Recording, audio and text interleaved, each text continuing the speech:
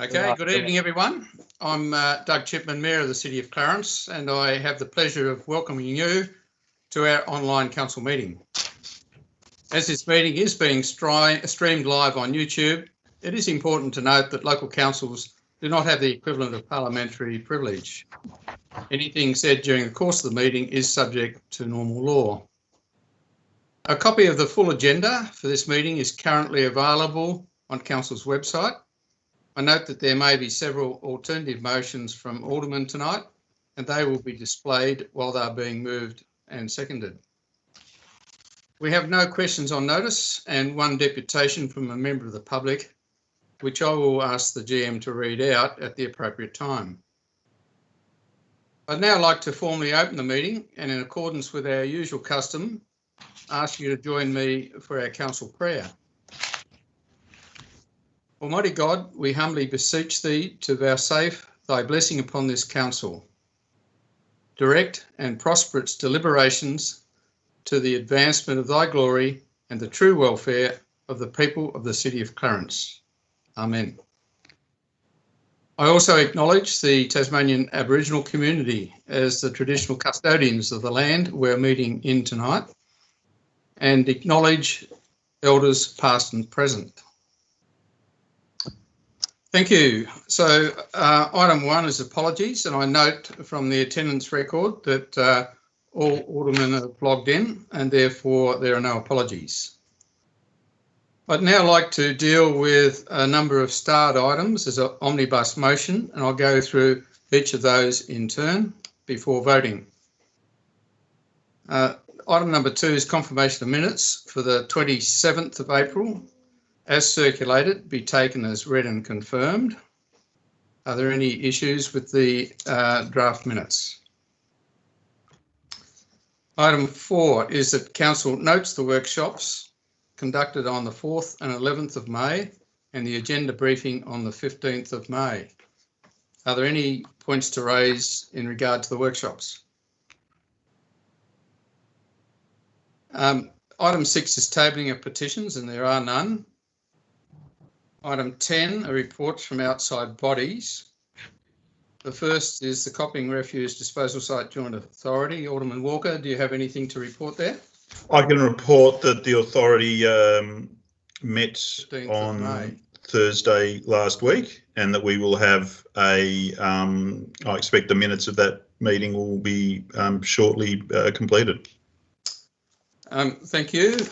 In regard to Tas Water, we received a briefing on the 28th of April, and I'd just like to share a couple of points out of the briefing summary that I've previously circulated. Firstly, the board determined that it would be inappropriate and not prudent to distribute the balance of the FY 2019-20 scheduled dividend payments, totalling about 10 million. Which means that our payments of about $1 million won't be distributed.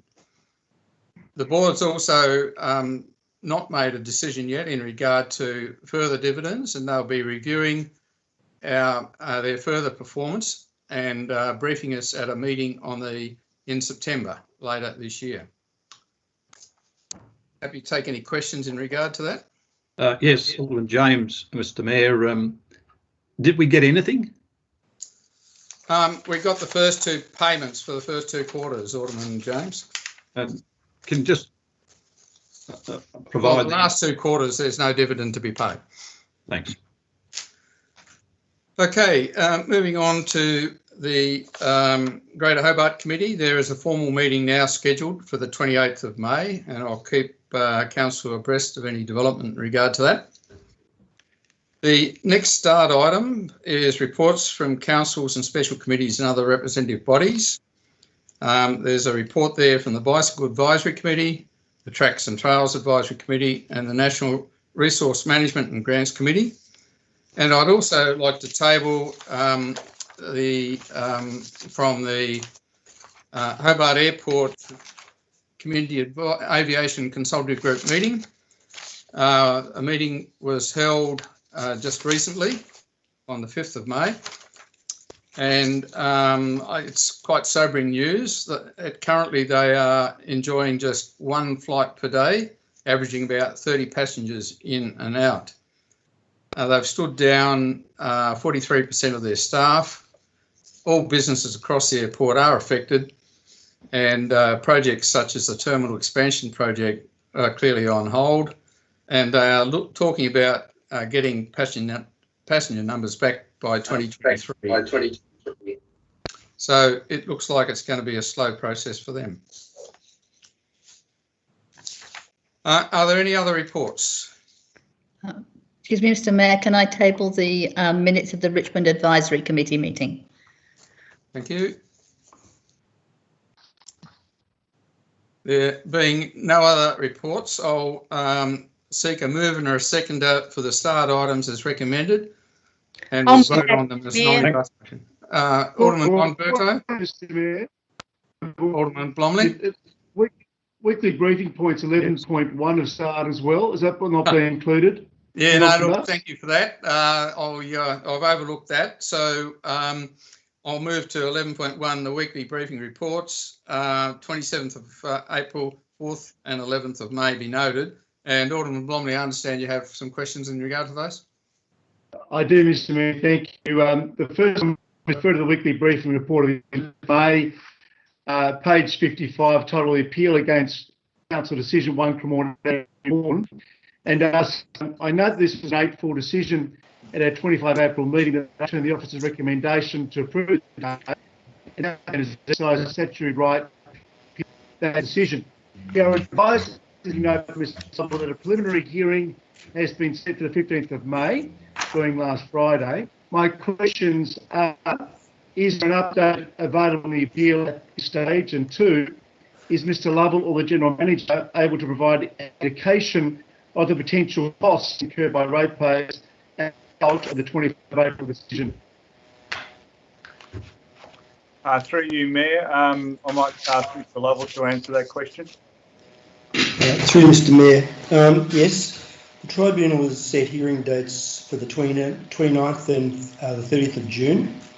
And Council's lawyers advised that experts in visual analysis and in town planning will be required for Council's case. In terms of the costs, it's very early in the process and therefore I can only give you kind of a ballpark estimate. But in this case, I would say that would be in the order of $35,000 to $40,000. Did you have a second question, Alderman Blomley? I do, thank you, Mr. Mayor. Referring back to the weekly briefing report of the 4th of May, page 43, titled Appeal Against Council Decision 20 Regal Court, 7 Mile Beach. And I ask, I note there was an 8-3 decision at our 2 December 2019 meeting, with Alderman Chong an apology for that meeting. That decision overturned the officer's recommendation yet again to approve the DA, and the applicant has also exercised his statutory rights to appeal the decision. The briefing note by Mr. Lovell advises us that the appeal has been modified. Most notably, the expert independent traffic engineering advice concluded that there were no traffic grounds on which they could provide evidence against the proposal, and that, in Lovell's words, continually has been pointless and would have exposed council to an award of significant costs. Mr. My questions are, 1, has a hearing date been set? And 2, again, what are the likely costs to be incurred by ratepayers for this appeal here? Mr. Lovell. Through you, Mr. Mayor, yes. At the request of the applicant appellant, the tribunal has deferred the hearing to a date to be set. But to date, $30,769 has been expended on legal fees and on independent experts. It's estimated that the total costs would be in the order of $45,000 to $50,000. Thank you, Mr. Lovell. Thank you, Mr. Mayor. Mr. Mayor, I have a third question.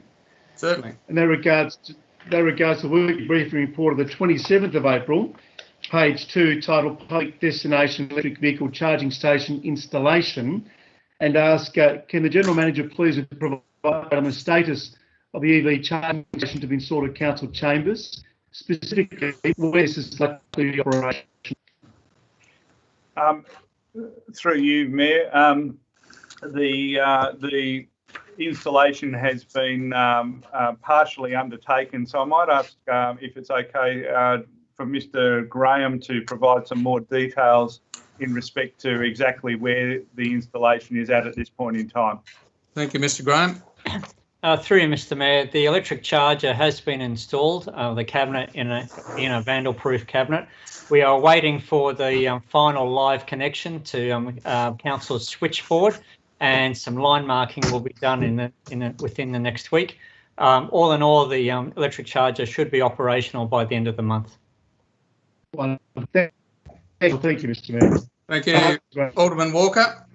Look, thank you, and it is on the same item. When this matter's come up previously, I made the query of the mechanism of funding for this for the users.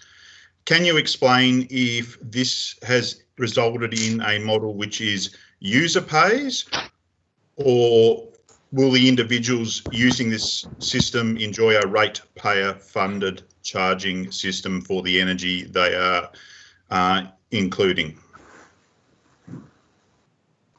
General Manager, able to help there?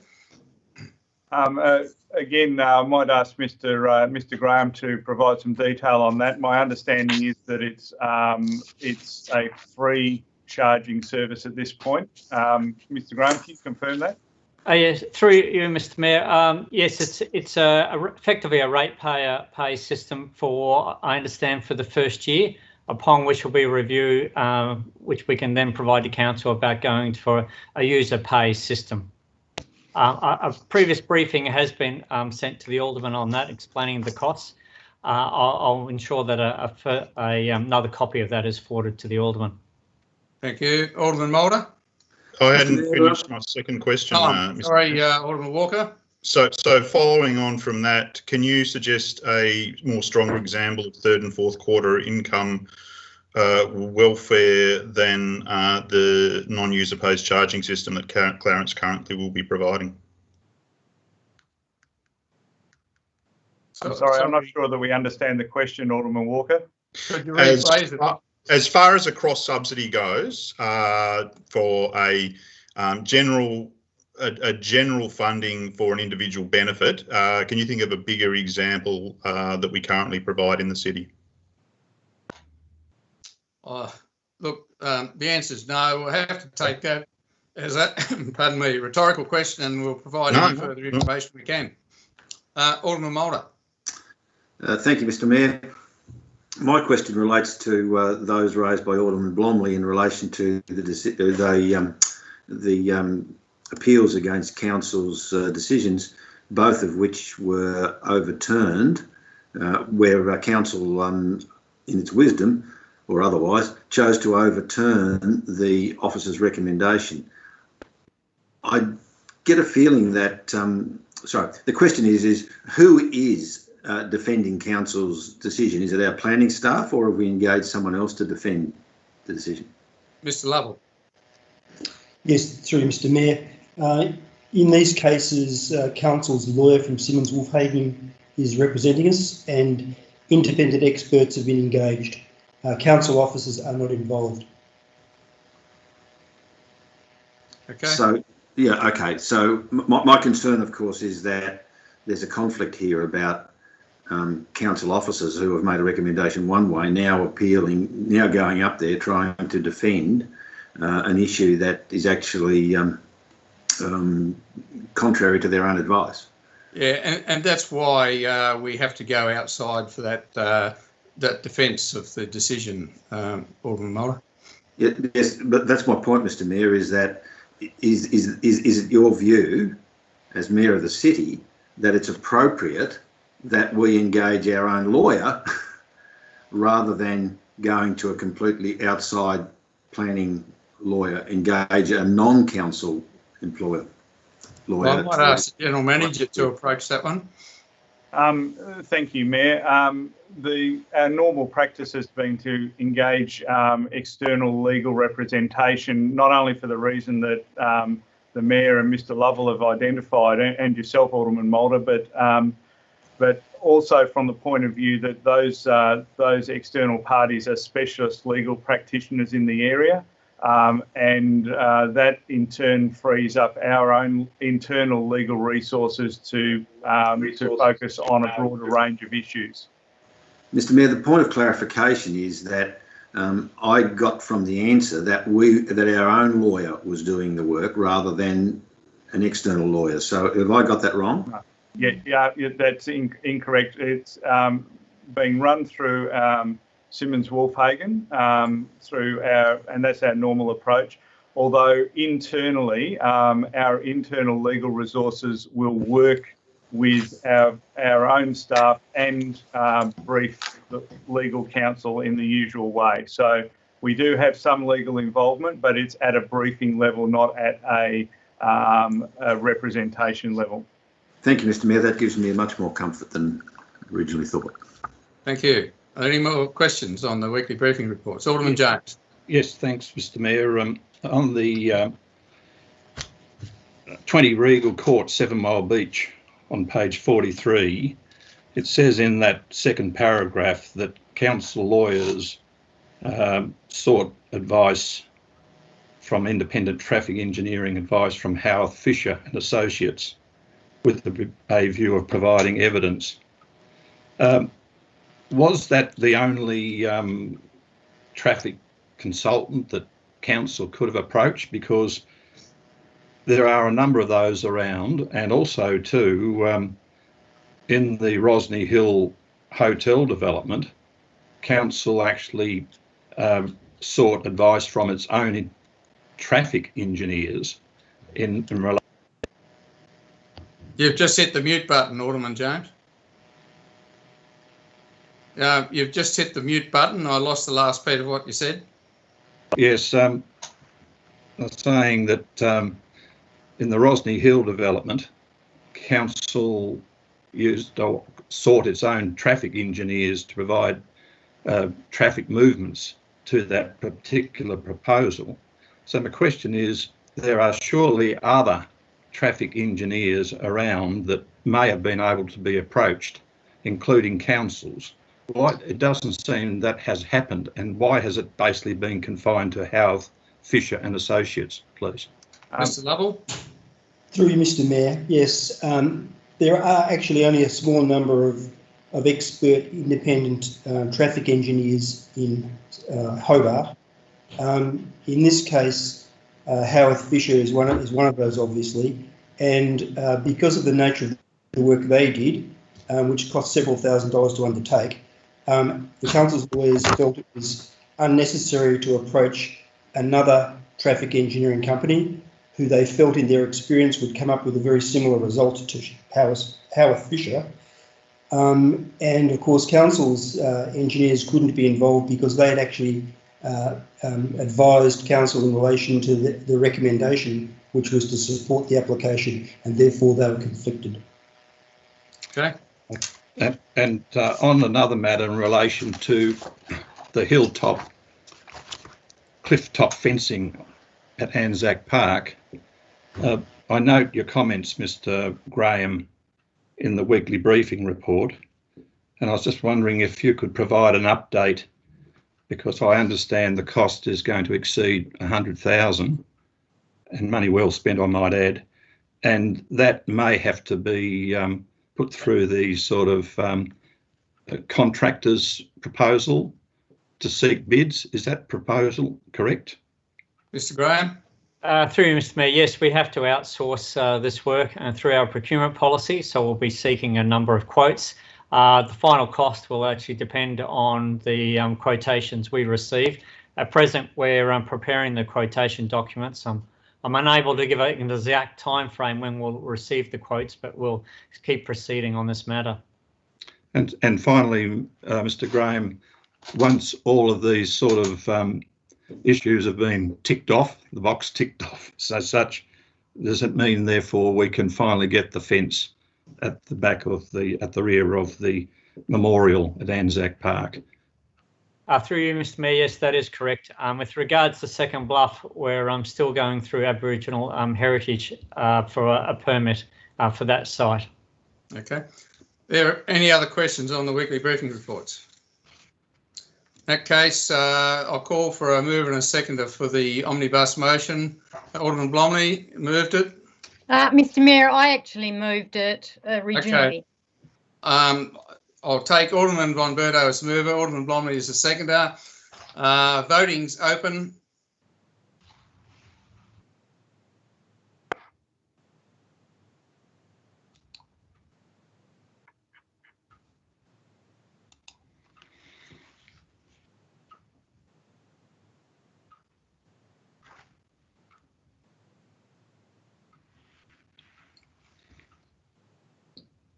Okay, 10 seconds.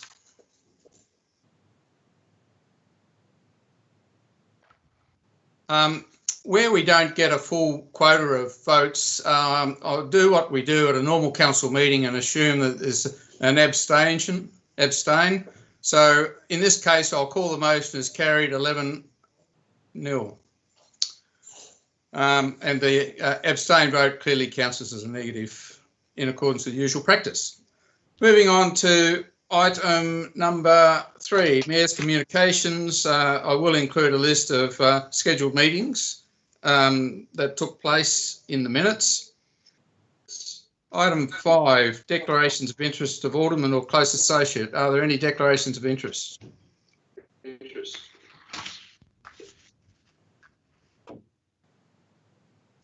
There being none, public question time. There are no matters to deal with and no questions without notice. Deputations by members of the public. General Manager, I believe we have one, which I'll ask you to read out, please. Thank you, Mayor. We have one deputation from Pawan Mishra in respect to the tree, the petition about the tree in Hill and High Street. The submission reads, I contacted the council previously on 2 occasions requesting the removal of a large eucalyptus tree in the nature strip on the corner of Hill and High Street, Belrive. The large tree is of significant risk to our home and family. There have been numerous instances where the limbs of this tree have fallen down and our kids have been playing in close proximity. Thankfully, we haven't had too many windy days this year, and on such days and nights, I have been stressed, unable to sleep, worrying about the safety of our family and home. Notwithstanding that, the path to our house is damaged due to the roots of the tree. The tradespeople have advised me that even if we fix the path, it will eventually return to the same state due to the roots of the eucalyptus tree. On our previous applications, we've been advised that the arborist considers the tree safe, and I strongly disagree with their decision. Due to this reason, I've consulted the local community to sign a petition for the removal of this tree and for it to be replaced by a suitable new tree, which has been previously been attached for your consideration. We love trees and have spent several $100s planting native plants on our nature strip. Our property not only makes the community look beautiful, but also attracts native birds and bees. In conclusion, I would like you and your panel members to reconsider the following: the sheer size and proximity of the eucalyptus tree to our home, safety of our family and home, safety of the pedestrians using Hill Street, especially the kids and parents attending Belrive Primary School and Corpus Christi School and other nearby schools, the damaged path to our house, which is unstable and significantly dangerous for people during night times. I would ask that the elected councillors agree to replace the tree with a more suitable and safe species. Thank you. Moving on to item 9.1, notice of motion, Alderman Newington.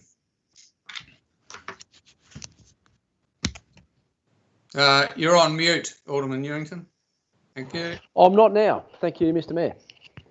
I just wanted to, I sent that forward. I put a minor amendment into the wording of it to include the fact that after the first sentence, that council undertake or initiate a review of the master plan for Belrive Beach and surrounds, and then add this line with funding allocation to be considered as part of the upcoming budget deliberations. And then everything else has changed. So okay, do I have a seconder, please?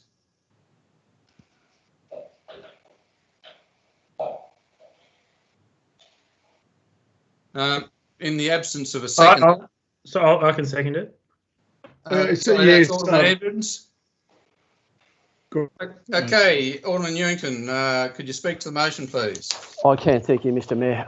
Look, I suppose the question would be, why now and why after we've had the discussions in recent times about master plans? I suppose because of my involvement with the three major committees that deal with the sport and recreation and master planning for that sort of infrastructure, I'm a little bit more aware of what's coming up in that space. And not only have we had, I think the other aldermen probably don't know, but there's a plan to look at, replacing the toilet block as part of all of this anyway, which wasn't included as part of the previous master plan, to include DDA compliant toilets, and even a change table, which doesn't exist in the existing precinct at the moment.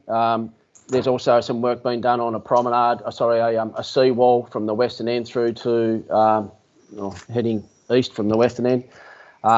There's also, some things missing, I believe, in the master plan, such as not enough seats and tables and barbecues to service the amount of people that we see down in that area.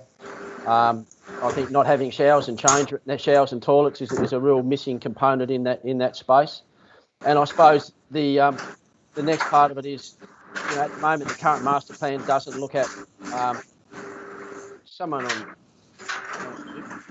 on. Somebody's got their mic on, rattling paper. If mics could go off, please. Thank you. Thank you, Mr. Mayor. And I suppose the cafe restaurant side of it, certainly isn't included in the master plan. Although, looking at the master plan again today, there was a suggestion that a cafe gallery could be in the property closest to Bellreef Beach at the bottom of Beach Street, which was identified, but obviously being a privately owned place, nothing's happened with that. So I suppose it was considered in the previous plan, but not really incorporated. And I suppose the way I look at it now throwing in the COVID situation, we've got plenty of people using the coastal trail. But the real issue here, I suppose, is I think it's important that we, with the budget considerations and deliberations we're going through at the moment, and the desire to look at alternative ways of funding these sort of infrastructure initiatives, I really think it's time for us to look at that issue as a way of adding, commercial infrastructure such as a cafe and a restaurant. If there's a way that we could deliver that for the community through a partnership with business to actually, fund that in lieu of paying for, access to the land, or other ways that we could do it, I think now is the time to be looking at, obviously on a tight budget situation. So I suppose I thought it was really important that we bring it forward now and consider that in the next, few months, as a way of giving, some infrastructure, which I think will really help the health and well-being of the community, from mentally and physically, I think, by having some more infrastructure along to service people on the coastal trail. And the other side of it was to give us a project that we could sort of look towards as a way of giving the community something to look forward to coming through this COVID and the lockdown situation and coming out over the next short to long term as well. So, and some of the other projects that we've got in place at the moment in relation to Rosny Hill and the hotel in Kangaroo Bay are sort of outside our control, but this would give us something that we can sort of, take a little bit of control over ourselves and look at, at some point we're going to need to look at the master plan. And I thought with all of these things all converging together at the one time, and the fact that I think it really is an area that needs to be upgraded and improved on top of what we've already done there, that was why I thought it was really important to do it right at the moment. I mean, some of the other things that I've got in the supporting notes, I think summarise some of the other reasons why I think it's really important. But, I really think, the health and wellbeing of the community is obviously a core part of our role. And I think this would be a fantastic way to support that in the community, with the infrastructure being something that people can use all day, every day.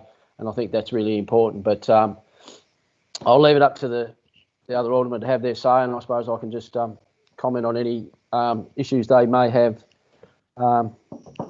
in their discussions. Thank you. Alderman Edmonds. Thank you. Look, there's a lot of information in our packs that's been sent out, but, I think this is quite a simple one for me to support. Obviously, there's still plenty of water to go under the bridge and plenty of hoops to be jumped through. But I think this level of sort of vision, I suppose, for the area, I think is something that should be considered, particularly with how much things have changed.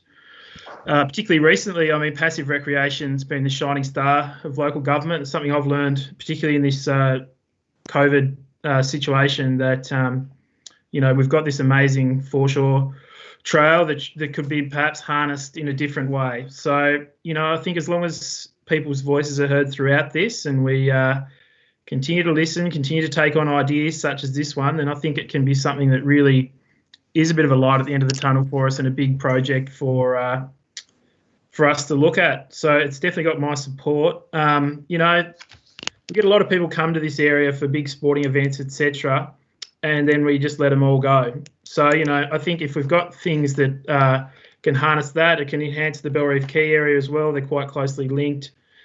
We could perhaps host, things like Dark Mofo. We've got that nice trail there that could link up these two areas.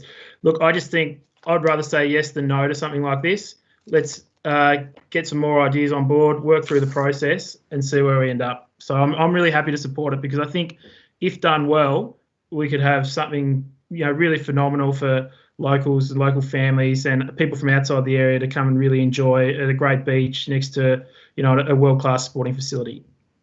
Thank you. Alderman Walker. Thank you, Mr. Mayor. I will listen to the rest of the debate with interest. At the moment, my default position is I won't be supporting it. This park is a really small piece of land, but it's an incredibly valuable piece of recreational real estate. The playground has been well received. We can certainly make some improvements there, but it's an important area, and the master plan should be actually discussed through this motion. I joined council in 2012, and there were some shockers that year, and 2 of the 3 worst decisions council made was around the original master plan. It was a great vision, but it was locked up and dissected by aldermen around a table immediately prior to the meeting, and a quick and dirty compromise was made that was thankfully changed over time. Moving that car park there was a barrier between the beach and the playground, and that green space is something I'm very thankful that council changed their mind on. And I acknowledge the mayor and the former deputy mayor as also being fellow voices of reason and trying to support the original 2012 master plan as it was presented to us. These plans can always be reviewed, but they shouldn't be nonchalantly or quickly changed without a very, very good reason. And again, I just impress. This is a very small piece of land.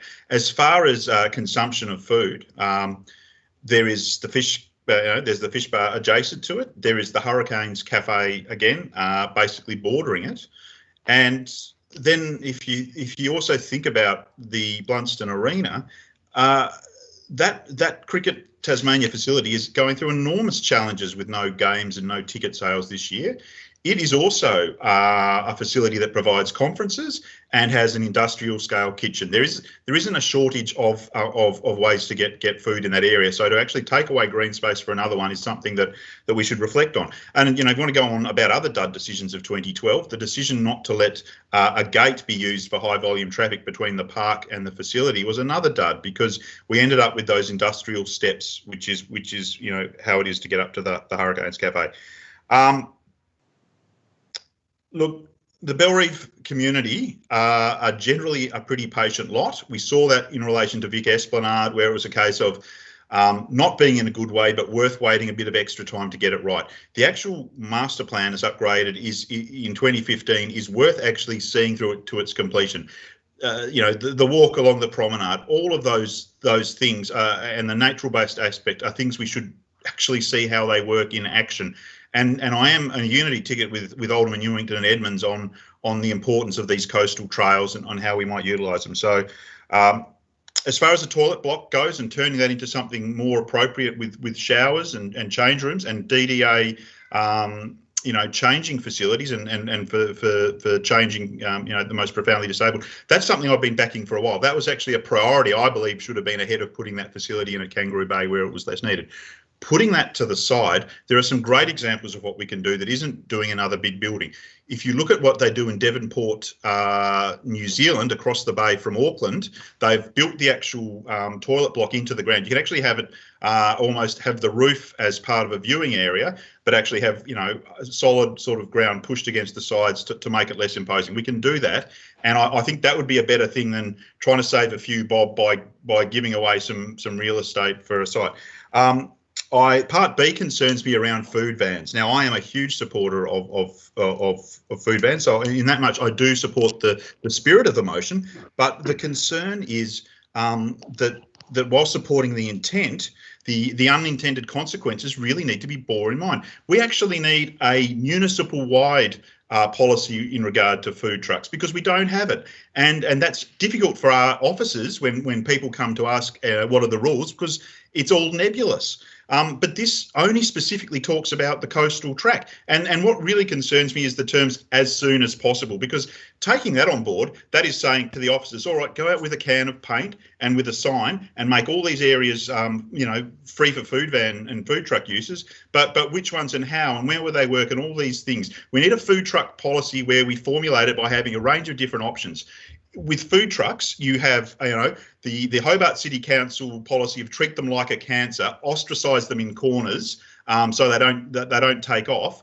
And then you have other options. LA is the gold model as far as a freewheeling model goes. All this stuff needs to be talked about, and needs to be talked about thoroughly, because in a post-COVID era, the way that and the nature that people will be, you know, getting their food is going to change. So I'm not sure that a big sit-down venue is something that is ideally required.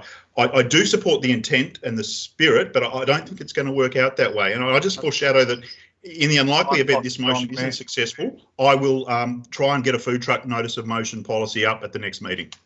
Thank you. Other speakers? Yes, Mayor. Okay, Alderman Pearce.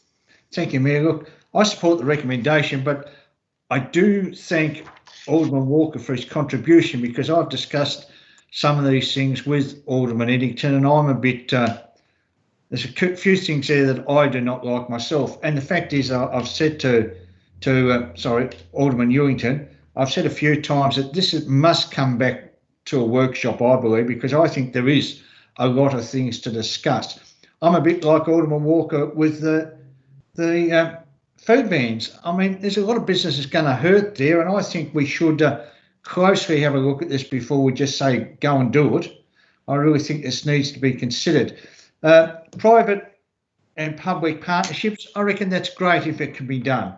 But there's only one downside, and I think Alderman Walker alluded to it a bit. There's quite a bit in that area now, and it's not a really big area. And being down there Sunday, there was a lot of people there, and I can see parking being a real problem in summer, not so much in winter, but and that's great. That means there's plenty of people around, but I think we really need to discuss this and look at all the issues. But yeah, I'm supportive of the motion as is. Thank you. Other speakers? Alderman Mulder. Thank you. I did raise my hand, Mr. Mayor. You have as well. I've just noticed that. I apologise, Alderman Mulder. Mr. Mayor, I am generally supportive of the motion, and with a couple of provisos.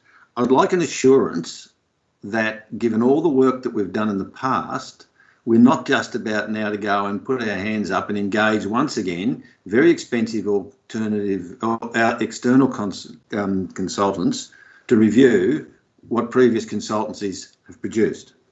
So if with that sort of an assurance that that's not what the intention is, that this is intended to be an officer's review, and then picking up the point is that that review will be taken to a workshop to provide it with some direction, and that workshop, and it will eventually be reported back to that workshop before council gets in a position of actually formally adopting a revised plan. So if I can have those sorts of assurances, I'm more than happy to do this, with the one notice that I sometimes find it interesting that 7015 aldermen seem to always have problems with 7018 projects. Look, we won't pursue that. Alderman Warren. Thank you, Mr Mayor.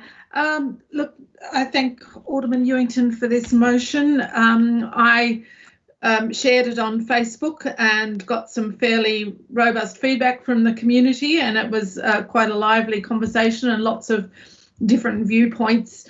And I've also had a couple of phone calls. People have rung me to express concern after the article in the Mercury, and I've been able to reassure them that this was not a fait accompli, that the plan as proposed by Alderman Ewington was a starting point, not a finishing point, and that there would be a lot of community consultation if this motion was successful. But just for Alderman Ewington's benefit, some of the things that people raised concerns about were all abilities access. We've recently been looking at the budget process, and we've put on, or we're likely to reconsider a project to do all abilities access to beaches. So that's something that I would like to see precede something like this. Bellerive would be a really good pilot project for something like that. I'm not sure if Alderman Ewington is aware of the significance of the trees that he's suggested be removed in this area, that they are actually planted in remembrance of First World War soldiers. I wasn't aware of that, and I thank the community for bringing that to my attention. Certainly there was a general feeling that, yes, more seating, more shade was a good thing, but a reluctance to give up that open green space. But basically, those are all things to be discussed in a review, should a review go ahead. And I guess my major concern is that we are in a very tight budget situation. We did spend 6 hours last Monday going through the budget, of working out, how to juggle our finances to meet the current financial situation. So to have another project come along tonight that wasn't part of those considerations really means we have to go back and spend that 6 hours again going through and seeing how this sits with those priorities that we've already decided. So I would say interesting idea, but maybe not the right time, maybe in 12 months' time. So I would have trouble supporting it at this stage because it wasn't included in our original budget considerations. Thanks, Alderman Warren. Just one clarification there that I'd like to make. We had occasion to research the origin of those trees in the park there on some years ago now, and they were not part of the memorial trees to the World War I soldiers. They were planted after that. The actual memorial for Bellerive was along what's now known as Quarry Road, and it doesn't exist anymore, but we've recently created a new memorial avenue to the entrance to Waverley Flora Park at the end of Quarry Road. Notwithstanding, I recognise that it is a misconception that's held by a number of people. Alderman Chong. Thank you, Mr. Mayor. Whilst intellectually I like the idea of a review of the Bellerive master plan, I'm not going to support this motion. And I guess my reasons are that's very similar to those that Alderman Warren has just talked about. We spent quite a considerable time last week discussing master plans, which master plans we were going to support, how they were going to work, which ones were in and which ones were out. This one wasn't mentioned at all last week, and I find it distressing and somewhat frustrating that it gets put on the table the week afterwards. I know in the motion it talks about perhaps doing this in-house, but the reality of even doing it in-house is that means that the officers, staff then have to stop doing some of the master plans which we agreed that we wanted to do as a priority last week. So this strikes me as a good idea, but wrong timing. Thank you. Could I ask that those who have had their hands up and spoken take their hands down again, please? Alderman Blomley. Mr. Mayor, to say that I put actually with the mute button and all the evidence put me to seconding this motion. So can I just say that from the outset, I commend the move of this motion. This is exactly what this council ought to be about. This is a practicable solution ensuring we fulfil our obligation to improve the health and well-being of our community. To bring ensuring rates. Yeah. Alderman Blomley, you're coming through very broken, unfortunately. We have picked up the thrust that you're strongly supporting the motion, but it's very hard because you are coming through broken. Mr. Mayor, I'm really sorry for not having it. Mayor, might I suggest that that Alderman Blomley logs out, and I'll re-invite him back in and see if that's a better connection. Are there any other speakers? Alderman James, Mr. Mayor. Yes, Alderman James. Prior to the council elections in October 2018, I met with a group of residents and children who requested a regional park, not at the scale of Bellerive or Lindisfarne, but in the Lauderdale-Sanford area, because they have no major playground facility at all in that area. Their request was something that would accommodate and be for use of the children and the people in Lauderdale and Sanford and even beyond. The question here arises as to whether or not they are entitled, that's the people of Lauderdale Sanford, are entitled to a facility, not of the scale of Lindisfarne, and I might add the cost of... Alderman James, the issue is about Bellerive Park. I understand competing priorities, but please don't spend too much time on another park. Well, I'm about to come to Bellerive, and I just thought I'd let the the listeners and viewers know, Mr. Mayor, that Symonds Park cost $2 million, and the Bellerive Play Park or Beach Park Regional Park is coming in at 2.1 million. Now, that are big numbers, and they are obviously in the benefit of those people and for the community. At a recent workshop, it was suggested that the South East Regional Park be deferred for 12 months. That, I believe, is not looking after or sharing the burden or the cost across the community as it would be appropriate. The other point I want to make is that the Lauderdale Sanford area needs to have some opportunity to be considered as part of the regional park complex, like Bellerive, Beach Park Bellerive, and also the Lindisfarne. I'm suggesting that before we even go ahead to consider this motion, that we decide to pull out and reconsider the South East Regional Park that has currently been suggested to be deferred for 12 months. With respect to the other items in the motion, there is obviously a lot of detail that needs to be done, and as to whether or not this ought to be included in the master plan, which has gone through a very extensive process. We're in the DA has been issued or has been advertised in relation to the promenade, and that cost is about 500,000. So the Bellerive Beach Park, as it is, and the master plan ought to be able to go ahead, and then later, once we have established a South East Regional Park for those people who have missed out on a park facility, then we need to look at this idea. And any ideas are great because they are in the interest of the community in the longer term. I'm suggesting that this matter be deferred, put on the back burner for the appropriate time. And in the COVID-19 scenario, I think it would be inappropriate to even contemplate trying to find funds in the budget when we need to be very, very careful with it. And to use Alderman Newington's words, as he's done on numerous occasions, we need to have our budget process earmarked for core and essential services. And I don't think this is the appropriate time for us to be considering this, but down the track, perhaps once we get over these challenging times, then in fact, that may be the best time to discuss. I will not be supporting the motion. Thank you. Alderman Blomley, do you want to try again? Now I note that you're back online. Thank you. You can hear me well enough anyway.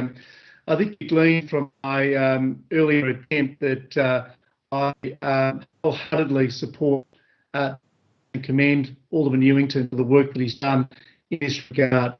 Just I caught part of Marcus' presentation, and the issue of call service as well. It's pretty clear, Mr. Mayor, to me and others that have read the Local Government Act, that the health and wellbeing of our community is a call service. It's not that we have, and here we have practical and practicable solution to ensure that we fulfil that obligation. Frankly, it's time to step up for us to start leading the way in passive recreational space. Alderman Walker referenced Devonport, New Zealand. I think as well, a beautiful part of the world. A lot of with New Zealand with their battery there as well, similar to our four. Beautiful part of the world, and they're doing it well. It's about time, Mr. Mayor, that Clarence steps up and starts taking on board, looking at what is done in our jurisdictions, and say, well, we can do that as well.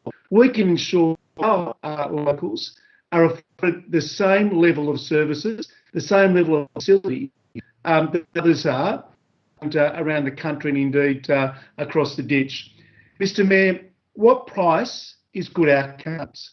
A number of speakers tonight, Mr. Mayor, have referenced the budget process, and it wasn't on the table last week. Well, there's a simple reason for that.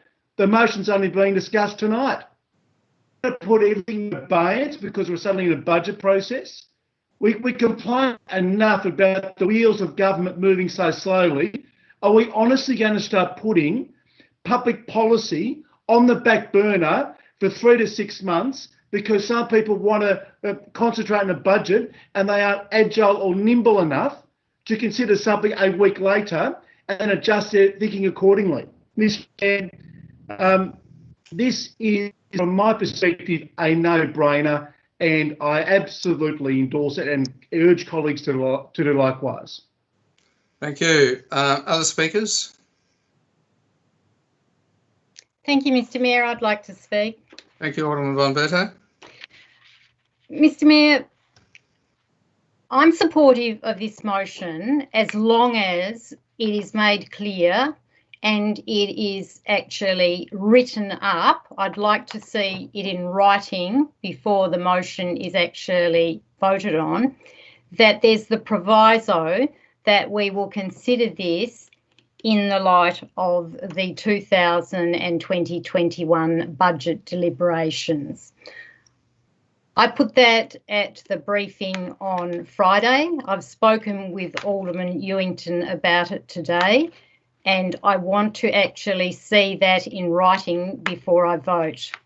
I also believe that it's important that there is a workshop in relation to it. It's going to be difficult for the workshop to actually be before the budget deliberations because we're right in the midst of those. My concern is that if we need to actually have a consultant to look at a revised master plan, and we've had a number of revised master plans in the past, in not only this situation, but in others. And we've got something, I believe, when we've looked at the revisions, that is better. However, it's been advised to us that this could be $20,000 to $30,000 if a consultant is actually to undertake that work. If it's internally done, we have a staff who are already very much engaged in a number of projects that are further along the line towards implementation. And we've been advised that it could cost around about $1,000 for public consultation, which obviously would be a necessary component of any revision of the master plan. Therefore, I actually need to be part of deliberations as to what this first step in a revision would cost. So that's my first point. I think it's important to note that if we were looking at a revision, we would be looking at the concept plan in 2021 Then we'd probably be looking at the detailed design in 21-22, and then perhaps we would be looking at implementation of part or all of the revised plan in 22-23. In relation to the aspect of public-private and a cafe restaurant, as I pointed out to Alderman Ewington today, the iteration in 2012, which was actually approved after public consultation, noted that there could be a cafe stroke gallery at the corner of Beach Street and Luttrell Street. So that's something to keep in mind. However, Alderman Ewington is more interested in having a cafe restaurant on the beach or in an area that is actually a green area at this point in time. I seem to remember that in 2015 we had a petition from over 600 people who made it very clear that they did not want any more of the green space within the park decreased. So we need to balance out those aspects, and certainly we need to go through a public consultation. As the chair of Positive Ageing, I'm very pleased to note that Alderman Ewington has included the recreational needs of all ages and interests. Part of the age-friendly Clarence plan, which was approved in 2018, actually makes it clear that there's a strategy to plan for and provide livable environments for people of all ages and abilities. And that's what I would like to see. And I would like to see it through a life course lens, anything that we do in the future in this park or any other park. In relation to Part B of the motion, as I explained to Alderman Ewington today, in my time on council, I think since about 2000... Sorry, Alderman Von Berto, time is out. Alderman Kennedy. Thank you, Mr Mayor. Yes, I support the intent of this motion. There's a lot that I really like about it. I also applaud the energy and enthusiasm that has gone into this. As has been identified by all speakers tonight, there's a lot of work to be done and a lot of further discussion that needs to be had. This is a long-term project, but I do support the motion. Thank you. Alderman Ewington, right to reply.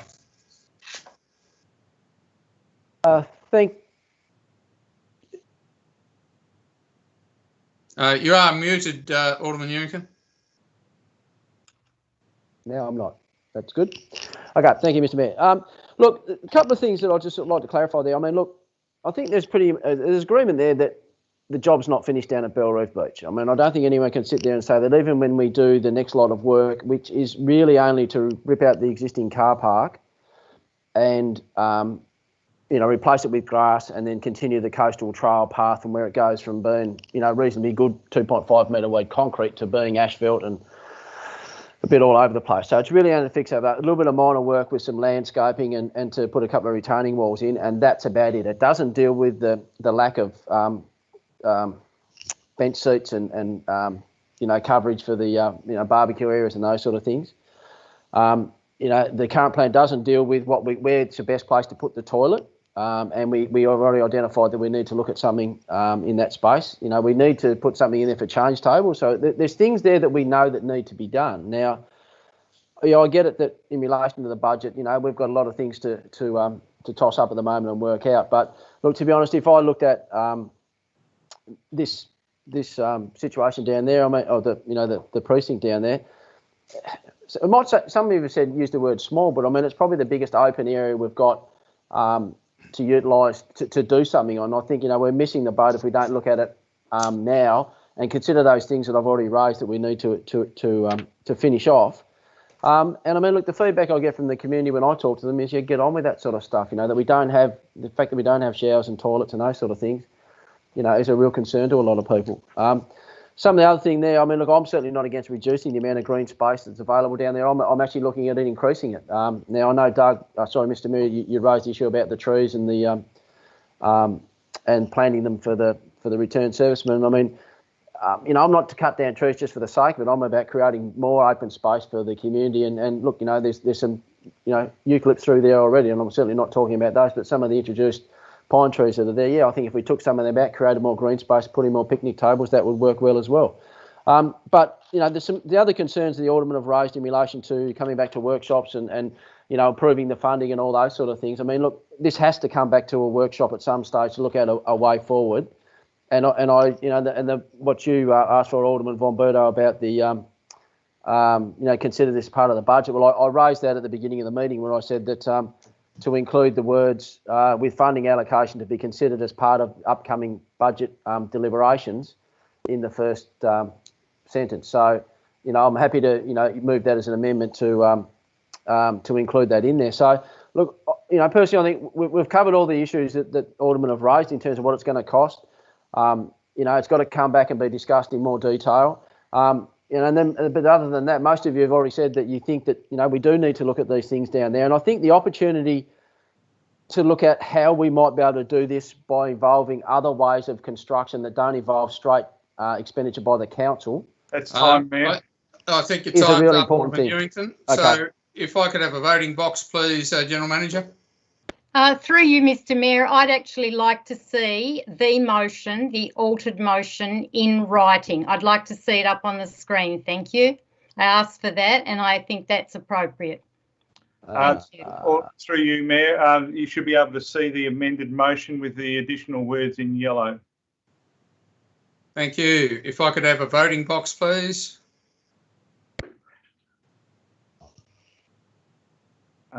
Just being organised now, Mayor. Thank you.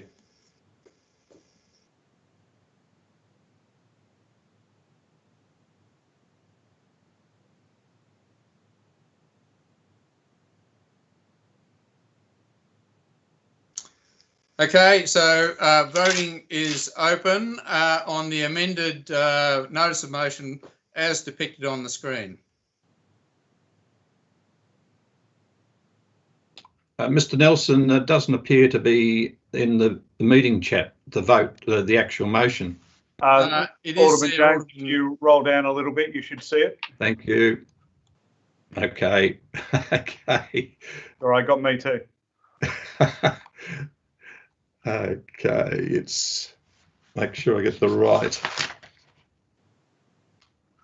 And remember, Alderman James, you've got to submit the vote after you put the dot in the. Yes, I'm up to that point. Thank you, Mr. Chairman. Thanks.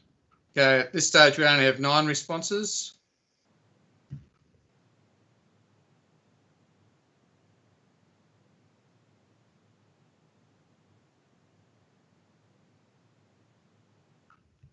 Okay, I'll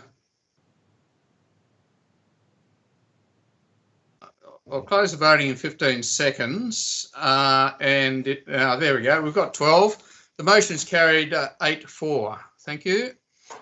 So moving on to Through you, Mr. Mayor, Alderman Von Berto, how do we know who has actually voted in which way? Well, that's actually going to be recorded. It will be in the minutes, but as at normal council meetings, we do the numbers and the staff determine who voted where afterwards, and it appears in the minutes. So we're in the same situation here. There is other software we can pull in, but it takes a bit of time to get who's voted where's up at this stage. Mr. Mayor, it's actually up in the chat room now. It's in the chat currently. It's here now. Okay, thank you. Alderman Von Berto. Thank you. Yeah. Okay, good. Thank you very much. Right, well, that was quick. Well done, General Manager. Okay, moving on with the agenda. The next item is 11.2.1. It's a petition for tree removal at 15 Hill Street, Belrive. Do I have a mover for the officer's recommendation, please?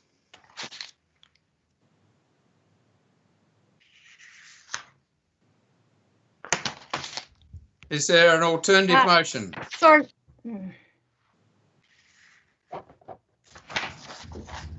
Sorry, Mr. Mayor, my microphone was off. Yes, I will move the alternative recommendation as previously circulated. Can we have that up, please, General Manager? Thank you. Do I have a seconder, please? Yes, I'll second it. Thank you. Alderman Pearce, was it? Yes. Thank you. Alderman Mulder. Mr. Mayor, my motion is simply to do the officer's recommendation with an alternative motion at C, which determines that the eucalypt tree adjacent to 15 Hill Street be replaced with a more suitable species such as Acacia melanoxylon, commonly known as Tasmanian blackwood. Mr. Mayor, the history of these trees in these narrow nature strips actually goes back to the time when these houses were built in the 60s and 70s. Council had a policy that if you submitted that when your building application was approved, council would donate 2 trees for placement in the nature strip. And in our so-called wisdom at that stage, we actually handed out these urban monsters to place in the nature strips. Now, these large mature eucalypt trees are inappropriate in areas adjacent to houses and footpaths and where people congregate. They have a habit of dropping limbs without warning and without notice, despite any assessments that have been made. They also, shed bark and shed limbs and leaves, and they disrupt the infrastructure. There wouldn't be a footpath anywhere near any of these trees that hasn't eventually been tilted up and destroyed. This tree is inappropriate to this area, and it should be replaced with a tree that does not overhang the property and whose roots will not lift the roadway. Council's strategic plan, as says, that values the natural environment, seeks to protect, manage and enhance its natural assets for the long-term environmental, social and economic benefit of the community. Replacement of this eucalypt with an advanced specimen of a native polymer would be in accordance with the management and enhancement of Clarence's natural environment. Council's management of trees on council land policy objective are that street and reserve trees contribute to the appearance of the city and contribute to the city's environment by, inter alia, air purification. These objectives would also be met by a replacement tree with the added benefit of increased air purification, because growing trees are more efficient and effective at air purification than mature trees. Our policy also has 5 criteria for retention of trees under the integrated assessment model. This tree does not fall into any of those categories. There's also a policy checklist for asset management, and the tree does not fall into 7 of the 8 asset management criteria for retention of trees. And the 8th criteria, neighbourhood opposition to removal, which was at that stage 3 against removal and 2 for, has been strongly negated by this petition.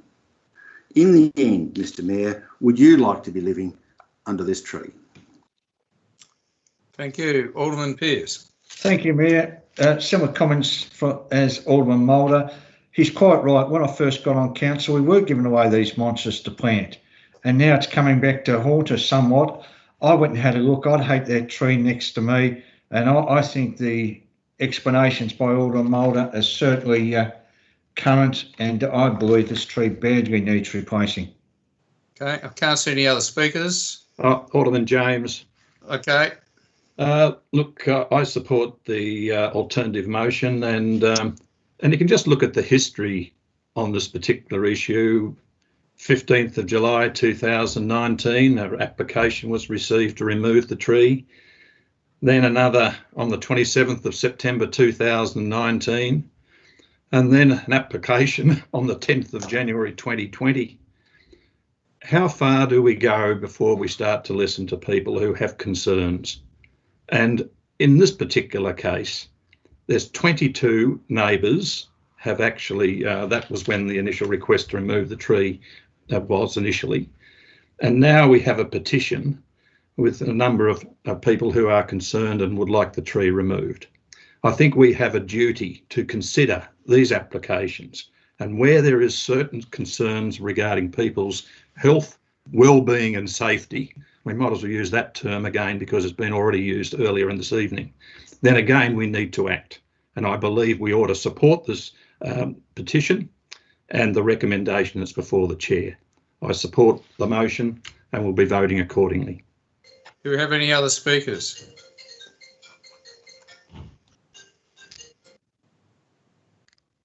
In that case, Alderman Yes, Mulder, Mr. I Mayor. reply. Oh, sorry, Mayor, Alderman Bonverto.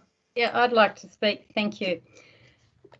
Mr. Mayor, I actually will not be supporting the alternative motion.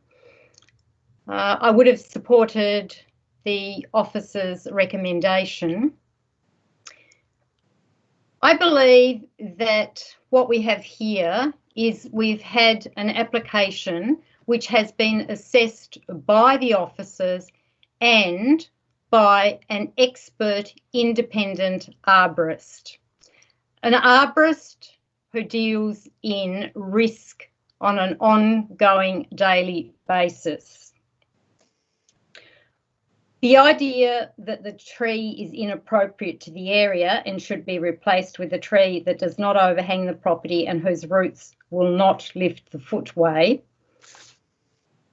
The tree has been actually trimmed and could be trimmed further. There could be roots that could be removed and the path could actually be repaired. I feel that the idea of replacing the tree with perhaps, as is suggested in the alternative motion, a blackwood. Blackwoods can actually, in the right conditions, grow very large as well. In terms of point 2 of the explanatory comment, Council's strategic plan, when you actually look at the strategic plan and that particular strategy, that strategy is a very overarching strategy and it relates to such things as protecting natural assets, developing activity plans for all natural reserves, working collaboratively with other agencies such as the Derwent Estuary Program, etc., encouraging energy conservation and sustainable use of resources, acknowledging and responding to the impacts of climate change, and developing and implementing local and regional waste strategies. Nowhere in that strategy is the tree plan, tree policy noted as a supporting plan. In terms of replacing the eucalypt with an advanced specimen, as I said, that may create issues in itself. Point 4 that is a massive generalisation in relation to that new trees as compared to older mature trees actually are better at air purification. When you look at the objectives of the tree policy, there's also other aspects related to keeping trees apart from looking at air purification. One of the important aspects of keeping trees is looking at native habitats for both flora and fauna. So I think that's being very specific and in terms of honing in on that particular aspect, and it's very generalised. In relation to the checklists, I'm very unclear as to what's meant by those particular points. I'm very unclear as to whether they are actually related to the tree policy of 2015. I'd like Alderman Mulder to give much more clarification in his right of reply in relation to when it says policy checklist, what pages and what detail. So I won't be supporting this. I actually believe that the officers and the expert arborist actually have made the right decision in relation to this particular tree. Thank you, Alderman Edmonds. Thank you. I was a bit slow off the mark before. Took a stroll along a couple of blocks to have a look at this today. All the reports, have to take them with a lot of respect. It could be quite sturdy looking tree, well it is, but it is huge and it is in their space really. I mean, I know it's what do we call it? The road reserve, but goodness me, if I lived there, I mean it's halfway down the staircase into their carport. And I think Alderman James's point about how many times people have to bring this up to be listened to rang true with me as I was walking back from having a look at it. So, look, the report can say that it's all fine, but the person who wrote the report doesn't sleep underneath it. So it's got my support. Thank you. I can't see any other speakers. Alderman Blomley. Mr Mayor, point of clarification or a question. Did Alderman von Berto foreshadow the officer's recommendation in the event that this alternate motion is unsuccessful? Alderman von Berto? If I could, that would be good, but I didn't. Alderman Blomley, you want to go ahead? I take that as Alderman von Berto foreshadowed the motion, the officer's recommendation. So if you're going to accept that, there's only for me to talk, Mr Mayor. Thank you. Thank you. Any other speakers? Yeah, I will. Thanks, Mr Mayor. Thank you. Yeah, look. Alderman Ewington. Thank you. Look, I suppose having had this happen to my parents many years ago when they had a dirty, great big gum tree hanging over their house as well, and I know it scared my mother a lot. She had trouble sleeping with a tree that big. And I mean, it comes down to the basic issue, which is, I mean, if the tree wasn't already there, would we plant it there, a tree, and allow it to get that big? And the answer to that is no. And I don't think, all the arguments about, creating habitat for birds and those sort of things, it's important. But, I mean, we can still do that by replacing this tree with some other trees. And I don't think we have any right to demand that other people have to live, with this sort of thing hanging over the top of them. And I don't think it's fair for us to do that. So I'll certainly be supporting Alderman Moulder's motion to allow these people to get a bit of peaceful sleep. Any other speakers? Right, a reply, Alderman Moulder. Thank you, Mr Mayor. I think it's important to realise that the arborist assessment of the tree, and if you read the report, you will see that it's all about the health of the tree and the capacity to trim and those sorts of things. What our role under that policy is to assess the appropriateness of that tree. So, and I think that is a fairly easy thing to do in this particular case. In terms of blackwood trees, they don't overhang houses. They don't disrupt infrastructure. They can grow, things can grow beneath them. They are easily trimmed, and they don't, as a general rule, drop limbs all over the place.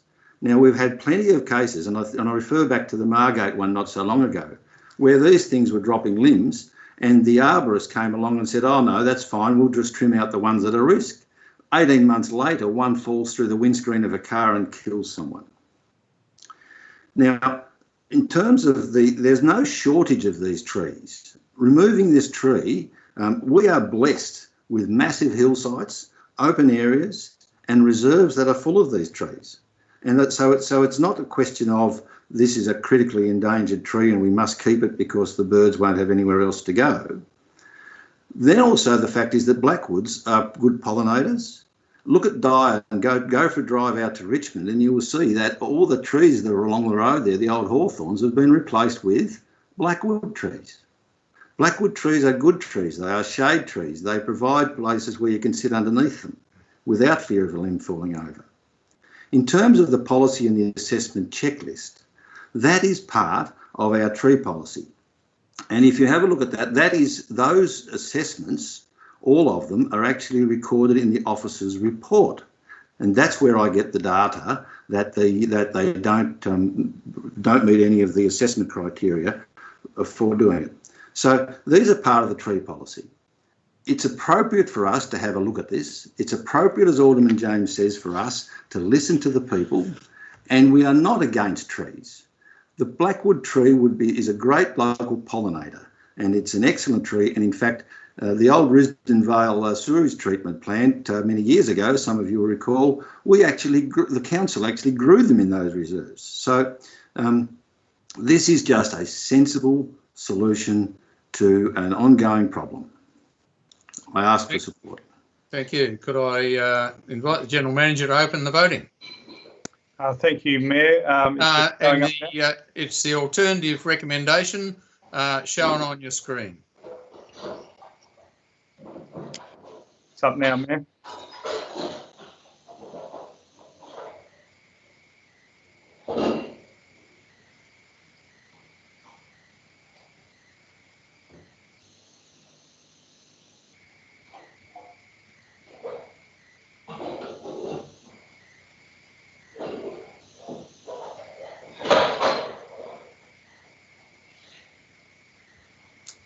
Okay, one vote to go.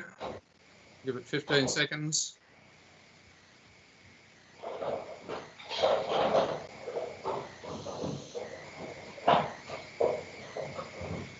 Okay, voting's closed. Could we have the results, please?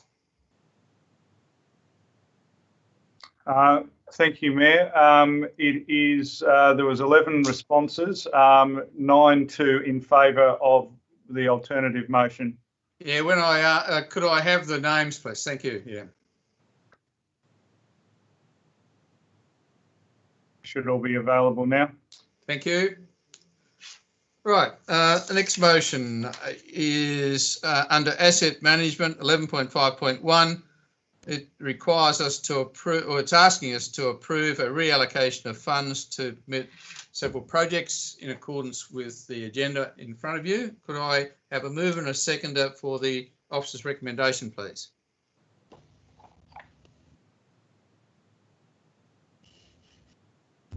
Mr. Mayor, Alderman James, I'll move the officer's recommendation. And I think I saw Alderman Chong second that. Yes, that's correct. Okay, Alderman James, would you like to speak to it, please? Yeah, yes, Mr. Mayor. Look, the footpath in particular that I think we could say has been long overdue is the Gordons Hill Road footpath, and I can recall many years ago when we had meetings on the Gordons Hill Action Committee regarding the widening and car parking bays on Gordons Hill Road, that this particular footpath was discussed, and that's what, nearly 25 years ago. So look, to have that from Excalibur to Glenelg Street, I should get that right, I think that is a real bonus, and it's long overdue. And in particular, the other section on Oceana Drive is obviously a very good project as well, and I see council support. Thank you. Alderman Chong. Nothing to add to the officer's recommendation. Thank you, Mr. Mayor. No one's indicating to speak. Okay, so no need for a right of reply. Voting's open.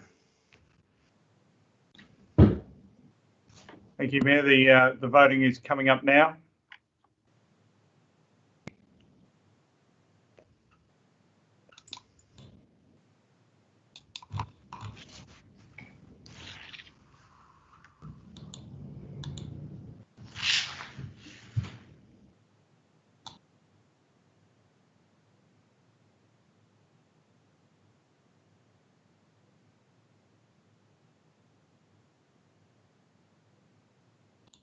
Okay, I'm voting for, but I can't find, I've lost my voting now. I've touched something, it's gone off. If you can scroll down, Alderman Pears, it may be that it's just on the bottom there. No, I've lost it completely. I'm not quite sure what I'm supposed to touch to get it back. Alderman Pears, have you got the chat box up on the right-hand side? On the right-hand side? No, that's what I'm saying. I've lost it. So if you look across the toolbar, at the bottom of your screen, two boxes across from the red phone symbol on the right is a little box symbol, says conversation. Just click on that. 2 boxes from the 2 boxes says task. No. Down the bottom. I'm looking down the bottom. I'm going across and it says task view. Have you got a tape of options Look, with we'll the red come to that. phone on the right? We'll come to that in a moment. In the interest of moving on, are you in favour of this motion, Alderman Pearce? Yes, Mayor. Yes. In that case, it's carried unanimously. Thank you. The next item on the agenda is under governance. 11.7.1 is that we receive the quarterly report to the 31st of March. Could I have someone move and second the officer's recommendation, please? I'll move that, Mr Mayor. Alderman von Berto. Thank you. Happy to second that, Mr Mayor. Alderman Blomley. Thank you. Alderman von Berto, would you like to speak to the motion? No, thank you, Mr Mayor. It's self-explanatory. Alderman Blomley. Likewise, Mr Mayor. Other speakers?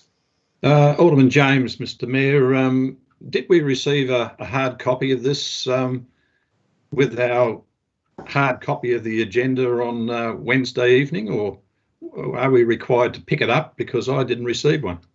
General Manager. Thank you, Alderman James. Those aldermen who requested a hard copy received one. We have had a discussion about that, and in future, all aldermen will receive a copy other than those who expressly asked not to and rely on the electronic copy. Thank you. Looks like there's no questions from me this evening because I haven't had a chance to review it. Thank you. Thank you. Other speakers? In that case, I guess there's no need for a right of reply. Alderman von Berto. No, thank you, Mr Mayor. Voting's open. The voting box is up now. Yes, I'm voting yes.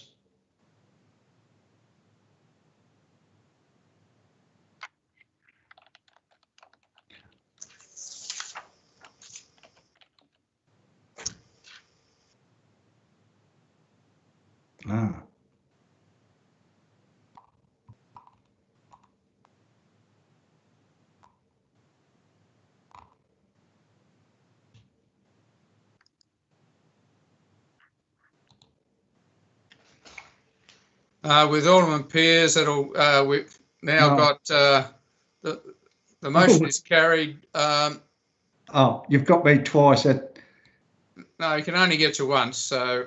Oh no, I think you put me in once. No, I didn't put you in. I just put a comment in, Alderman Pearce. I'm not sure how we've managed to get 13 votes. You haven't voted, have you, General Manager?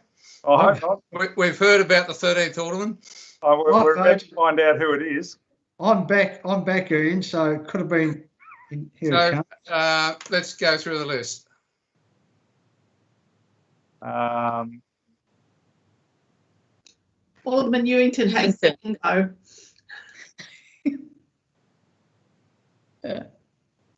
I'm not Alderman seeing Newington managed to vote twice. Yeah, okay, that's interesting. Alderman Newington's. I declare it carried. I wasn't aware the software could record 2 votes, but anyway. No, neither was I. No, there's a ways around those things. Moving on to 11.7.2, Council approves 2 easements. No, sorry, this is 1 easement for TAS Networks at Athena Drive, Risdon Vale. So moved, Mr Mayor. Thanks, Alderman Chong. Yeah, I'll second it. Thank you, Alderman Newington. Speakers? Alderman Chong? No, not much choice in this. Alderman Newington? No, all good, thank you. Any other speakers? Voting's open. Just coming up now, Mayor.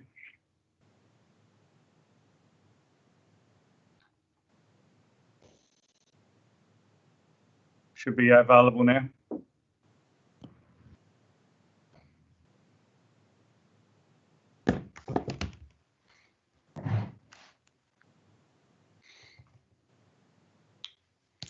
Voting's closed. Carried unanimously. Moving on to the next item, which is 11.7.3 to renew two telecommunications leases, one at Natone Hill and the others at Gordons Hill Road. Mr. Mayor, I'd like to move this with a question to the General Manager as a follow-on from Friday's briefing. Well, can we take that once we get it on the table, please? Do I have a seconder? Happy to second it, Mr. Mayor. Thank you, Alderman Chong. Alderman Blomley. Thank you, Mr. Mayor. Mr. Mayor, as raised at Friday's briefing, I just have a query regarding the lease cost or charge. It doesn't seem in our page 75 of our briefing papers under financial implications, the lease charge is at $21,855 per annum, whereas at Part D, the recommendation, we're told it's $10,500 plus GST for each lease. So times two, there seems to be a discrepancy there of some $1,245. I just wondered if there's an explanation for that or there's a typo in our papers. General Manager. Thank you, Alderman Blomley. Off the top of my head, I can't see what the explanation for that difference would be. Other than possibly it's a GST calculation, although I'd need to sit down and calculate it. Sure. All right. I'm sorry, I know you mentioned it on Friday, and I've overlooked having a detailed look at it, unfortunately. Alderman Blomley, you are still happy to move it, subject to later clarification? I am, Mr. Mayor. Thank you. Thank you. General Manager, if you could pass a note around in regard to this item. Yes, I would be happy to do that, Mayor. Thank you. Did you want to say any more about it, Alderman Blomley? No, thank you, Mr. Mayor. Alderman Chong. No, thank you, Mr. Mayor. Other speakers? Voting's open.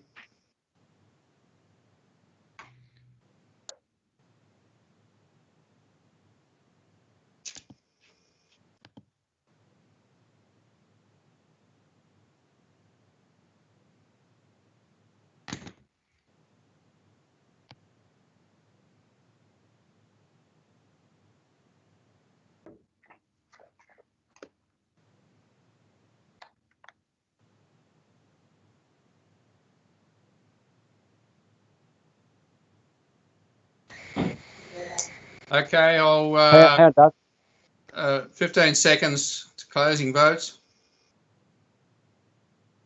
But it won't let me. We have 11 votes now. Well, I was going to vote yes, so you can take that as a yes and move on if you want. Okay, carried unanimously. Thank you. And that might work. Next item on the agenda is to receive a report from the General Manager in regard to the COVID status report, COVID response. Could I have a mover and a seconder? And so moved. Thank you, Alderman Pearce. Seconder.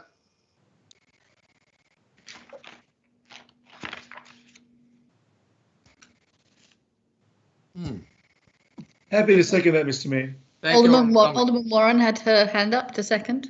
I'm sorry, Alderman Warren, I hadn't noticed that.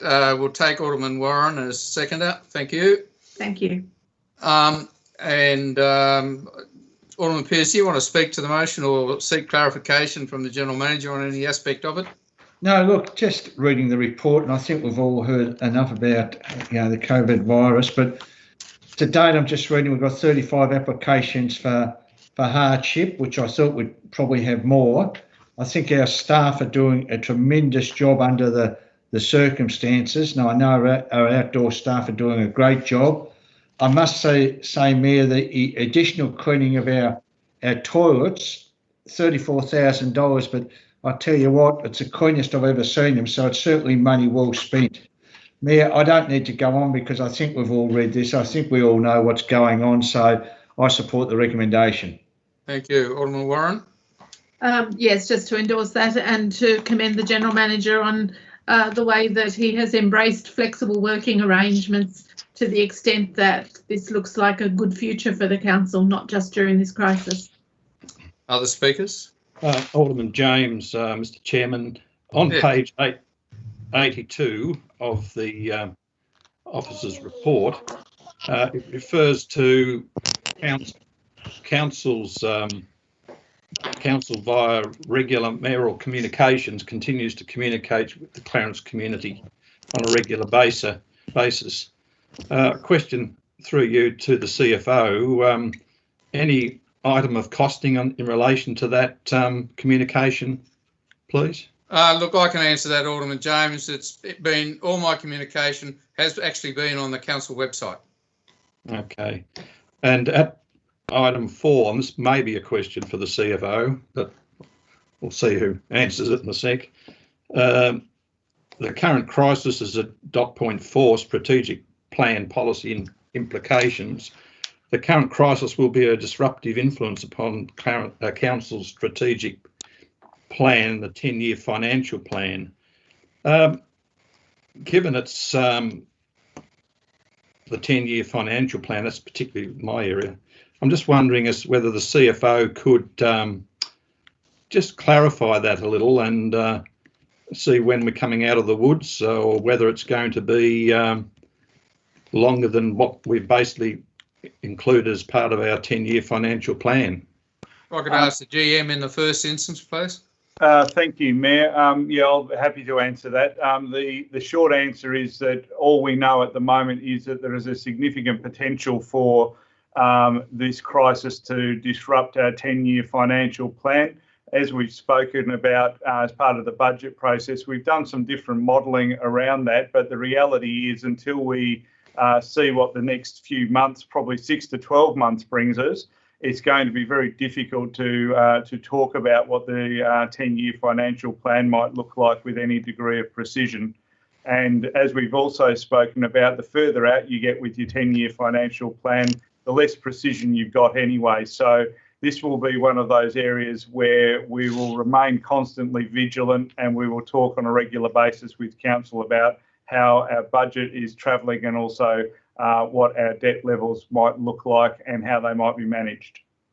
And just on a further question, would you see that within year 2021 that there may be, and I know we're looking ahead and we're talking about a 10-year financial plan, do you think that in the year 2021 that there may be a better indicator of what council may have to adjust in relation to its 10-year plan? That will be quite speculative, Alderman James, but one would hope in the next financial year that we do have a clearer picture, but as to whether that is reality or not, time will tell. Thank you. Any other speakers? Right, a reply, Alderman Pearce? No, thank you, Mayor. I think it's straightforward. Okay, open the voting to receive that report.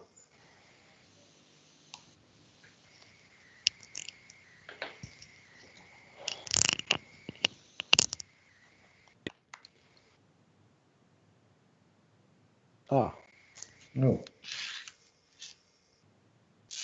Sorry, Mayor, that should read 11.7.4, not 11.7.3. We'll take it as 11.7.4. Thanks. Okay. I'm trying to, Doug. Okay, look, I'll give it another 15 seconds. And if anyone hasn't been able to register their vote, we'll take it orally. I think it's there now. Okay, voting's closed. I'm not sure who we missed, but we've got 11 votes, so we'll call it decided. If your names go up, please. They're up now, Mayor. Who didn't we get there? See if we can give them an opportunity. I think Alderman Kennedy is missing. Yeah, Wendy. Yes. Yeah. Yeah, okay, I jumped in straight away, but I've had a couple of problems tonight as well, but that was a yes. Thank you. We'll take that as unanimous then. Okay, item 12 is Alderman's question time, starting this time with Alderman Chong. Thank you, Mr Mayor. Oops, just turn the video off. Just a quick question. In the quarterly report on page 41, it talked about some water samples taken at Lauderdale Canal, and that one of them exceeded the guidelines for the water sample. And I guess my question is, what will that does that mean that we need to do any work currently in the canal, and is it a potential problem there? Mr. Graham, or is that Mr. Toohey? Mr. Mayor, it's Mr. Toohey. Thank you. Through you, Mr. Mayor, it doesn't represent a problem at this time. The reason why we undertook the sampling was to see if we could have any direct interaction with the water body there and the planned district park. Swimming is prohibited at the present time, and all this indicates we have to take a few more samples over an extended period to see what the quality of the water is. But at this stage, we wouldn't be recommending primary contact. Thank you. Thank you, Alderman Blomley. Thank you, Mr. Mayor. Mr. Mayor, I refer to my motion on notice regarding a trial peak hour ferry service that was supported by this council at a meeting on the 16th of March of this year, and ask what action has been taken to progress this issue and what response, if any, has been received from the state government. General Manager. Thank you, Mayor and Alderman Blomley. This matter, as you're aware, has been progressed through the city deal structure. I was in contact with representatives from the Department of State Growth today, and I got the following response, which I'll read out for the meeting. The progression of the Derwent River Ferry project has been temporarily impacted by COVID-19 due to resources within the department being reallocated to work on COVID-19 issues and strategies in the short term. The project has now been transferred to programming and delivery, and a project manager has been allocated to manage this as a part of an integrated approach to urban congestion management. In particular, this project needs to integrate with further cycling infrastructure development and consider council's aspirations for civic development. That was the response I was provided with today, Alderman Blomley. Thank you. Thank you. Mr. Mayor, I have a second question. Thank you. My second question regards the October 21, 2019 decision by this council to support a review of pedestrian safety on Lincoln Street at Lindisfarne, including recommendations to be presented to Alderman at a workshop. As nearly 7 months have now passed, can the General Manager please provide an update on this work and an indication as to when the workshop briefing will occur? Through you, Mayor, may I ask Mr. Graham to respond to this question? Thank you. Through you, Mr. Mayor, our workshop briefing on this is ready to give to the Alderman, and we could deliver that this week through the Alderman chat room, so the Alderman can consider that prior to the capital project draft list coming out to council to consider. Thank you. So that'll be going on tomorrow to the Alderman's chat room? We can do that, yes, Mayor. Thank you. Right. Thank you. Alderman Edmonds.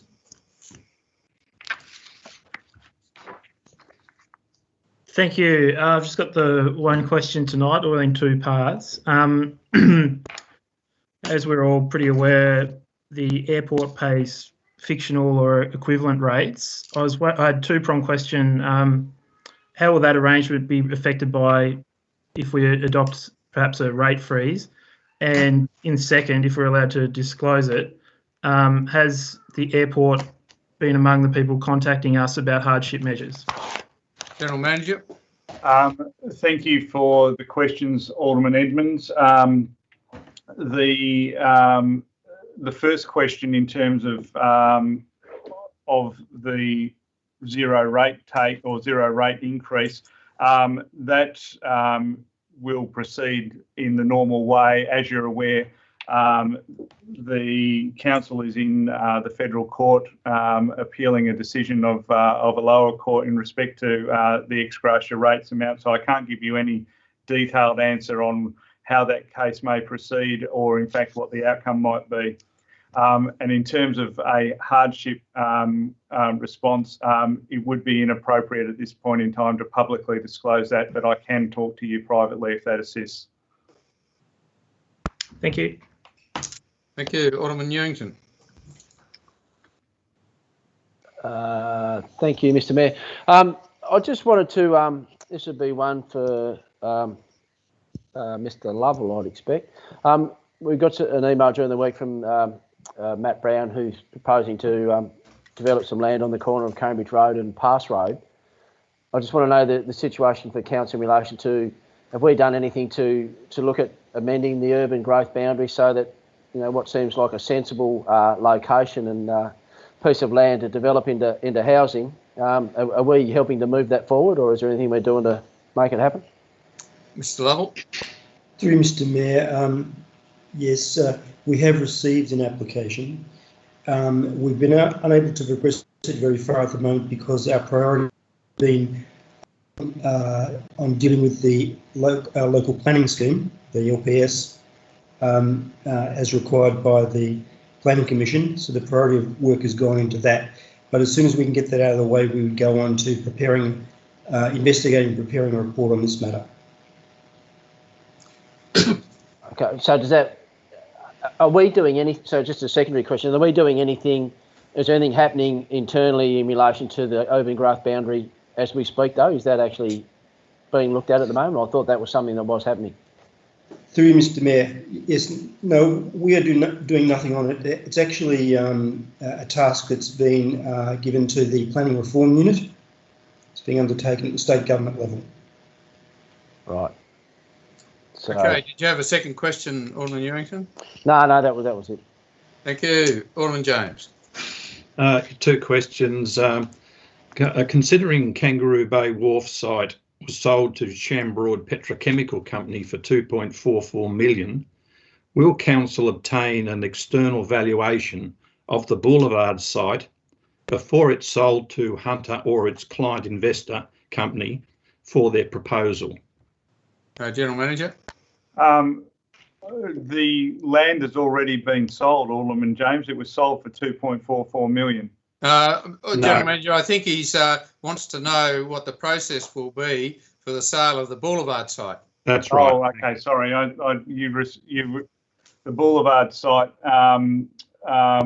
will go through a valuation process, and it'll be the valuation that sets the purchase price according to the preferred developer agreement that's been signed. That's great. Thanks very much. And second question, in relation to 19 Corinth Street in Howrah, is council aware of, or has council been advised of, a minor amendment under section 56 of LUPA regarding the plans that RIMPAT had approved on the 20th of February 2019? Mr. Lovell, can you help us there?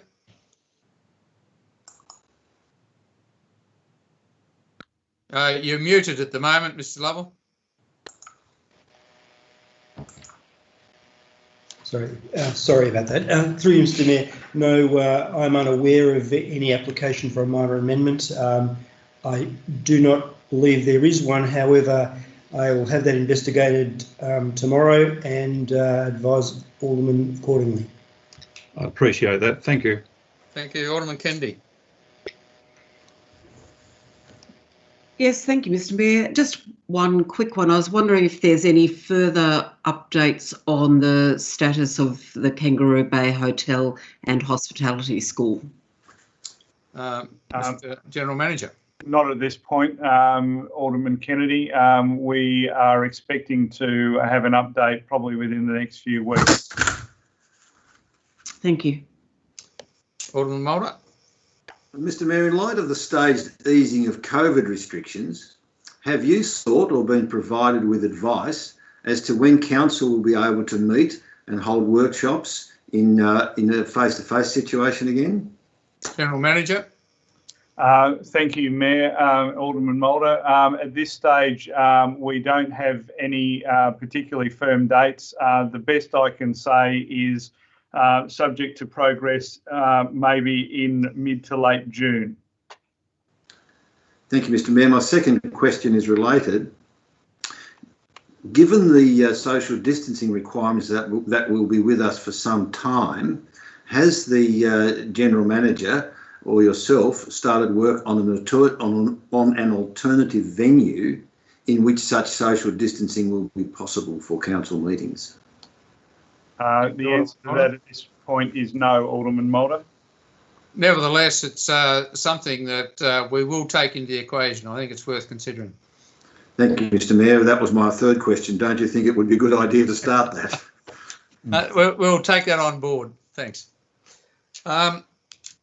Alderman Pearce. Thank you, Mayor.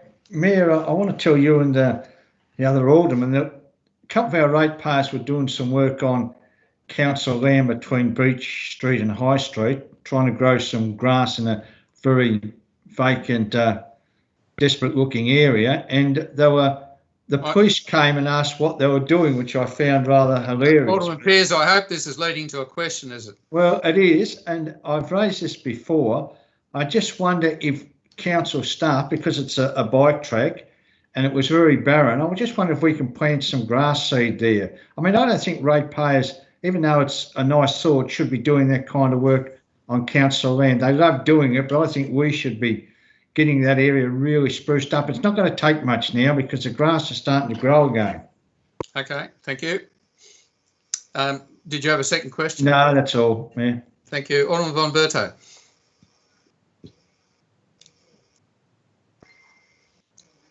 Thank you, Mr. Mayor. My first question is, when will we actually have a workshop in relation to the responses as far as the LPS is concerned? I realise that the budget is overarching at the moment, but is there any indication as to when that workshop will occur? Mr. Lovell.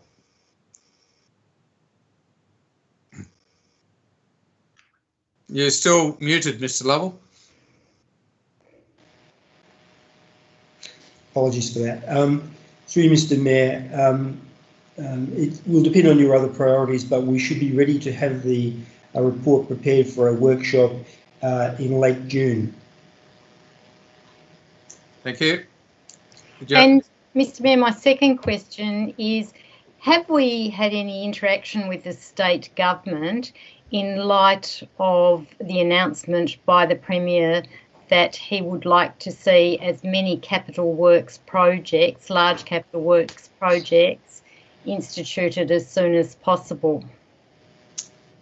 I haven't seen anything personally. General Manager, if we progress beyond a broad statement of intent from the government yet?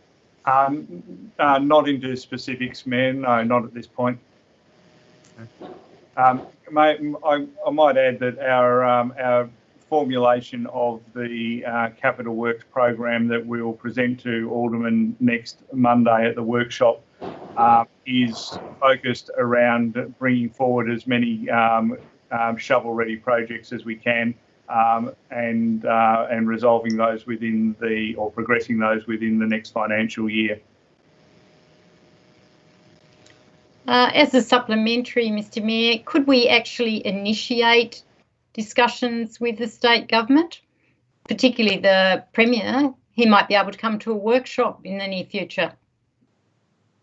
We've actually opened the door for that, but the government, and I think the federal government is too, if they've got any money left over, hoping to pull all the ideas together for one sort of omnibus announcement. And so we're unlikely to get trickle-fed support for any particular project. I think we have to wait for the overall result. Mayor, can I maybe add to that? The councils throughout Tasmania have submitted to the state government projects as part of the $150 million interest-free loan scheme, and that forms a a pretty broad-ranging, shovel-ready approach to capital works in the next year, putting aside the issue of it being loan funding, that those are all projects that each council have put forward with a view to being able to commence construction. It's fair to say my latest information is that 150 million is oversubscribed, but we haven't heard any details as to by how much, nor have we heard any decisions as to how the allocation based on those applications may be determined. Thank you, Mr. Mayor. Thank you, Alderman Walker. Thank you, Your Worship. My question firstly relates to the welcome, I guess, opening or thawing of access to playgrounds. How are staff managing with sort of, I guess, if you like, increased cleaning protocols, and have there been any problems reported, given that this whole idea of 10 people per playground per time is somewhat problematic? General Manager. Thank you for the question. We've been working through safety plans and reopening plans over the last week and installing signage and other guidance and providing it via Facebook and so forth where we can. It's fair to say that everyone's feeling their way through this, and I've heard a number of parties talk about a common sense approach to what does 10 people mean and so forth. So at this point in time, we're maintaining our cleaning regimes, but the signage that we're putting in place is encouraging people to make sure they take their own precautions and not assume that council has recently cleaned a particular piece of play equipment on the simple basis that we could have cleaned it 15 minutes previously, but someone else has used it in the meantime. So we're taking an educative approach to that at this point in time. Thank you. That sounds quite wise. And just on the topic, part of the interesting debate with the notice of motion tonight centred around the South East Regional Park. Now, if we put aside a new location for the park, I think it would be really important just to talk about and re-emphasise, has progress been made on an upgrade of playground infrastructure planning for the Lauderdale Canal area? And is this something that's actively part of the budget process that we're undergoing at the moment? Mr. Graham. Through you, Mr. Mayor. At the last workshop we had with that, council provided instructions that they were interested in a district park at Lauderdale. Our landscape architect team are presently preparing concept plans on that. I'll find out the timing of when we may be available to present that to a future council workshop. I appreciate that, and it's good to have that on the public record too. Alderman Warren. No questions from me, thank you, Mayor. Thank you. That brings us to the close of the open session of this council meeting. So with that, can I thank the members of the public that have followed us so far, and I now ask technicians to close off the live recording.